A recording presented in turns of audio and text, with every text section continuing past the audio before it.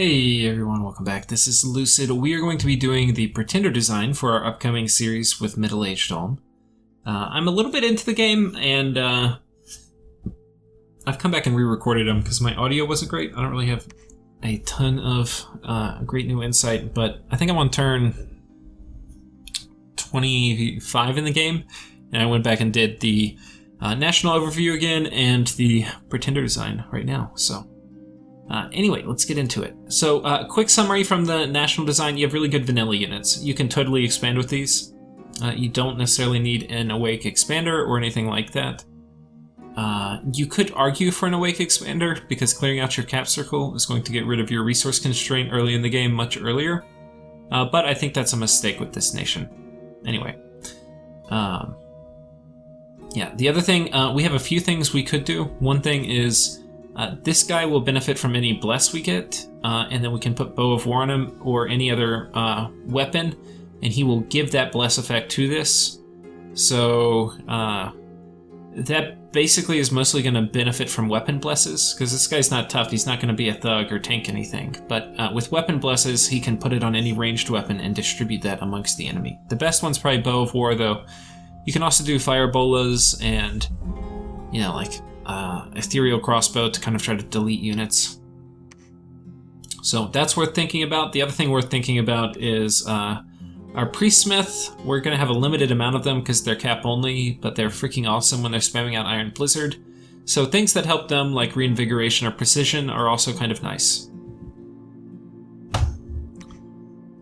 But really, I think you need a very strong scales component to this nation, otherwise you're going to be missing out on all of the wonderful things it has to offer.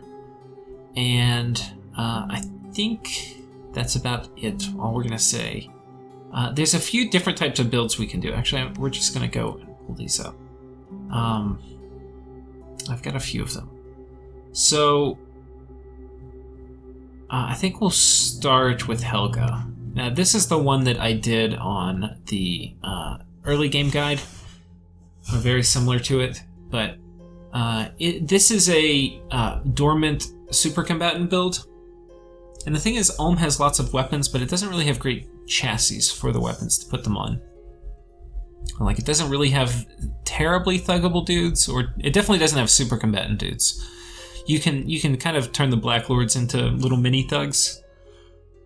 But you don't have any super combatants, and having one of those is pretty valuable because it changes the way the enemy has to play. The other thing is having a super combatant which can cloud trapeze is way more valuable than having a super combatant who can't cloud trapeze or teleport. So what this means is when this person comes online year one, you can potentially kit them out with gear. This lady, she can, like, once she gets the right gear, she can do Iron Skin, Lightning Protection, Mist Form, Temper Flesh, Summon Earth Power. And that's like your 5 script. Flying Shield, you switch that in for Temper Flesh if you want. Yeah, so she's going to become extremely hard to kill, especially with some of the basic Earth armor on her. Like, you can have fatigue issues, but if you account for that, like maybe you scrape together enough nature gems or you trade to get her some of the reinvigoration boots. There's some at Construction 2 and some at Construction 4. If you get those, and then you also get the Girdle of Might, that's going to give her 5 reinvigoration. And then also if you have Summon Earth Power, that's going to give her another 4. So anyway, some combination of that to make her fatigue neutral. You can put on the big, heavy Black Steel Plate, which is going to give her really high base protection. And then that, in conjunction with casting Mist Form, will make her immune to non-magic weapons. And then if you have her where she can cloud trapeze around, what that basically is going to mean is that, yeah, it's going to mean that she can just delete whole armies if they're not properly supported, which is extremely useful in the mid-game. And the thing is, with this, we're still able to take almost perfect scales. We take Drain because that's free. We take Luck 3 because we can. We take growth 3, production 3, and we don't take tank turmoil at all. You could argue you take tank turmoil a little bit. The other thing you may want to do, and I'm not doing it in any of my builds, because I do like having mobility from my mages and my knights, which can have high enough map movement to go 2 provinces. But if you don't really care and you want to open up those river passages, you can take cold. I don't think you need more than cold 1, but anyway, you can do that. Because these temperature scales are a pretty big hit on income, but...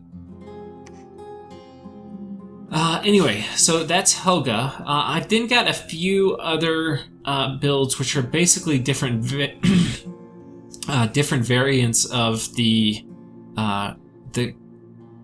Bow of War kind of exploit, if you will. But here's one. This is the one that Blokes made, and it is Astral 3, Death 8, Blood 6, so you get Unholy Weapons, you get Death Weapons, and you get Astral 3 for Teleport. There's a few kind of problems with this. One is that if the enemy knows this is coming, they can magic duel you. Usually pretty reliably at Astral 3. You only need a few magic duel mages to take you out. You don't necessarily care because you have immortality and you'll respawn. But anyway, it will prevent you from doing your plan, which is this guy can drop bone grinding. The thing is, that's a... Okay, and then Death Weapons and Unholy Weapons are going to go into your crossbows. Death Weapons is going to give you... It's not something you see very much, but it's going to give you 2 armor negating attack damage. So it's basically going to do 2 damage you can't stop, plus a DR interroll. So it's probably like 3 or 4 on average. And then you also have a chance to get diseased. The problem with that is it's MR negates, so by the time this guy comes out, you'll have anti-magic up all the time, so it's not going to hit that often. The other thing is your troops have particularly bad MR, but they have really high armor. So as the bows of war are not terribly accurate, it will probably scatter on your troops, and this is going to disease and damage a lot of your heavy infantry, which otherwise are going to be very hard to kill. So I'm not actually a huge fan of it, but I'll just show it. And then Unholy Weapons actually is really good because it's going to do 10 AP damage, but it only is going to affect sacred units, and you don't have any sacred units, so you don't have to worry about that. So this turns Bows of War into just sacred unit annihilators. So that is pretty cool. But the real reason why you get this is so you can teleport on armies, and then you can cast Bone Grinding on them. And with a Death 8, it's high enough to cast Bone Grinding several times with enough Death Gems before somebody actually closes in combat with you. And when they hit you, they'll kill you. But yeah, you can definitely kind of just delete people. Or delete armies with massive Bone Grinding casting. So anyway, that's a kind of cool little trick. I'll put that out there. There's other things you can do. Like, here's Wilhelm. He is a Thunder Weapon, Unholy Weapon combo. And he's a Rainbow Mage too, so you get a little bit more. Let's talk real quick about the scales we got. Bucket of Doom, you can see we have very, very good scales. We did, in this case, we just did Cold, and then Order 2, and then we took max scales everywhere else. So, compared to Helga, you're up 1 more scale, because you've got... basically with Helga, we took this 0 and we took this 0, but we would have 1 more scale we could have spent with her. So this actually is cheaper than Helga in terms of scales. But Helga's gonna just make sure you win the middle game. I mean, it's gonna be very hard. The thing is with Helga is she's going to really suffer once Mind Hunt comes out, because you don't have really great stealthy mages or stealthy astral mages or anything that you can use to deter Mind Hunting her. And but Mind Hunt is not an early mid-game kind of spell. Mind Hunt does not normally come out until late mid-game. So you're going to have a solid 20 turns where she'll be really scary unless people are rushing it. And even once people rush it, usually only certain nations are going to be able to cast Mind Hunt. And she's glamored, so they can't consistently target her with Mind Hunt. They can only do it the turn she attacks. And if they're not a nation that has a lot of high astral mages, they're only going to be able to do it once or twice. And if you know that's potentially coming, you can put magic resistance amulets on her. And if finally they get her, you know, whatever, you can just respawn her. And it doesn't matter. She doesn't really need all these paths. I mean, the high air is nice to get the air boosters. And the other thing that's nice about this is Air Earth gets you the Staff of Elemental Mastery. But aside from that, you know, especially if you forge one of the air helms before you send her off into combat, you can totally afford to lose one of these paths. So anyway, that's the Bucket of Doom, which is Blokes' build. Next we have Wilhelm, right, who has the thunder weapons we were talking about. In terms of his scales, it's one more expensive than the Lich, but we get a lot of things that we didn't have with the Lich. One is we had thunder weapons, which is pretty sweet because if we rush Alteration, we get Ground Army reasonably quickly. About the same time this guy will be coming out if you're imprisoned. You can be getting up to Alt 8 right around turn 30. Like turn 36, I'm sorry. And what that means is you can potentially do Ground Army, and then with Thunder Weapons and Ground Army on your dudes, your Bows of War will be just spamming out crap tons of damage. Because this is not something... Most people do not have shock resistance on all their stuff, like on all their chaff. So the Thunder Weapons is going to kill a lot of the chaff. If they have Sacreds, which are kind of... might be resistant to that, and they may not be, and this could just totally destroy Sacreds. But if they are, then you have Unholy Weapons to kill them. So this is pretty strong. You also have really, really high air magic, and then high air magic is good. You can get things like the Elemental Royalty with the Queen of Air Elementals. You also have, and this will come up in the build I'm actually using in this game, but you have the Air Blood Crosspath, which gives you Robe of the Magi, which allows you to boost all your paths up.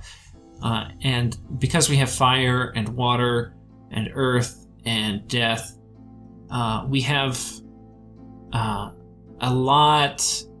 This is going to fix a lot of our magic diversity issues. Death 2 is going to get you into basically as much death as you need to, especially in combination with blood. You can later get vampires. But in the early game, you can get Revenants to do all your blood site searching and stuff, and they can forge Skull Staff, so that's what Blood 2 or Death 2 is for. The Earth, you can put boots on, and then with the Robe of the Magi, you'll be Earth 3. You have Earth Blood Crosspath 2, and then you can forge Bloodstones. That'll get you up to Earth 4. Earth 4 and Air 7, you can do Staff of Elemental Mastery. That'll get you up to, you know, like Earth 5. So anyway, you can fully climb up Earth. Now you'll have higher dudes to put it on too. So like when you just want to do something with Earth, you know, you don't need to use this guy. But this gives you all the important Earth cross paths, you know, like Earth Blood for Bloodstones and Earth Air for Staffs of Elemental Mastery. You also have Water Death cross path, which gets you some good stuff.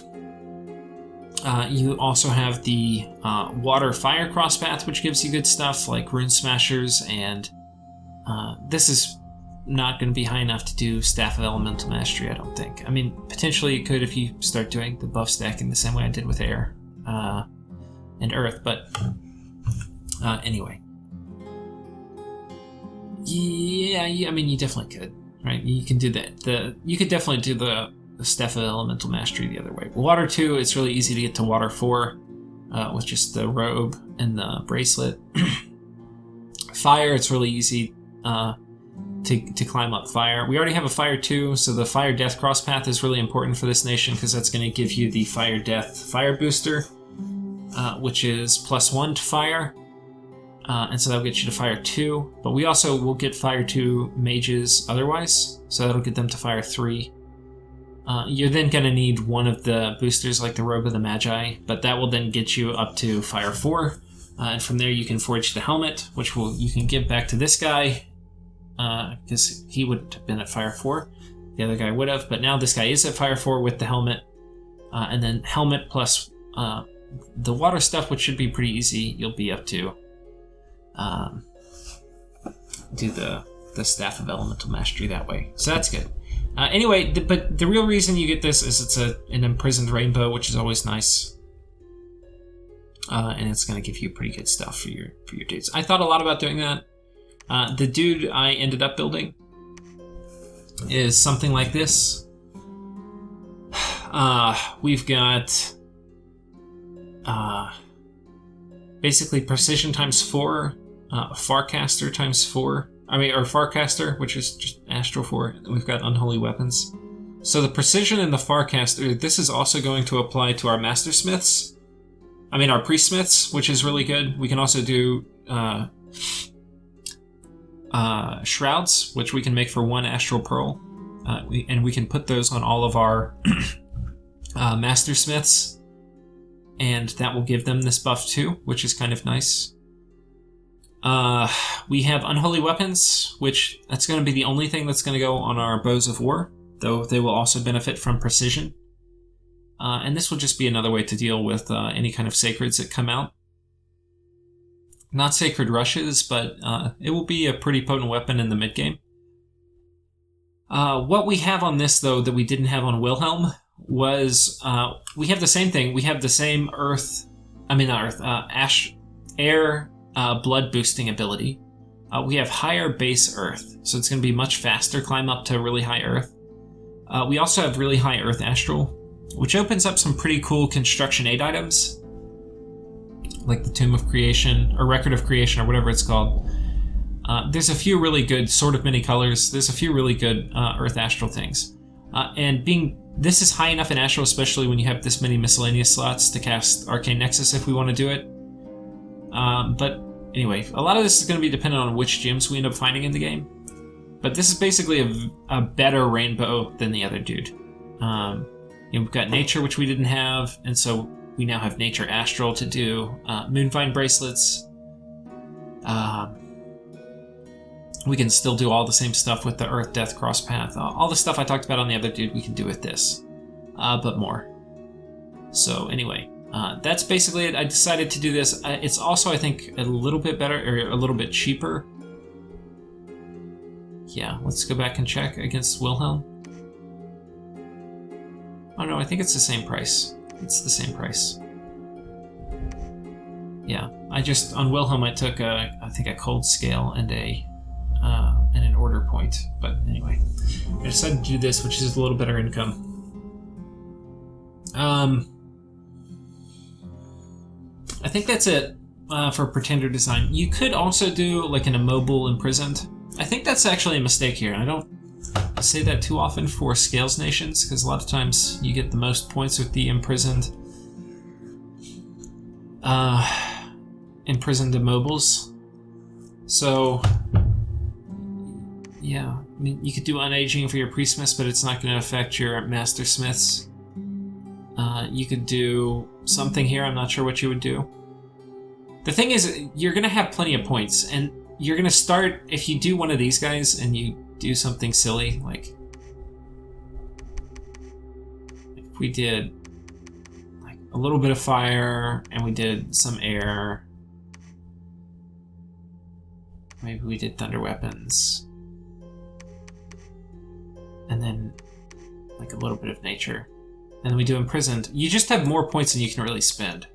Like you don't need that much dominion, you don't have any sacreds, you get growth, you're gonna tank drain anyway, and you get magic. You get luck. Like, okay, now you can get order, which is a pretty marginal effect, and you've got 70 left over. Okay, well, you add something. This is not, and maybe you can come up with a good immobile. I just think there's better things to do. Like, if you give me like a slightly better immobile, which is imprisoned, or you could do Helga, who's going to just make sure you win any mid-game wars. I would take Helga. The other thing is you'll probably have a fair amount of priests. Well, it depends. You may have a fair amount. Well, actually, with Helga, you might not. Yeah. Because this is not a Bow of War bless. Bow of War will benefit from precision, but not much else. But the thing is, if you go with one of these Bow of War Blests, you'll have a lot of priests which, when they're not fighting, are not going to have anything to do except to preach. So, or to call your god. So if your god dies, you can summon them back. But anyway, you could probably come up with a lot more builds, but I think the main things with MA-Ulm is they do like having a super combatant, if possible. They desperately need to fix their magic diversity. And they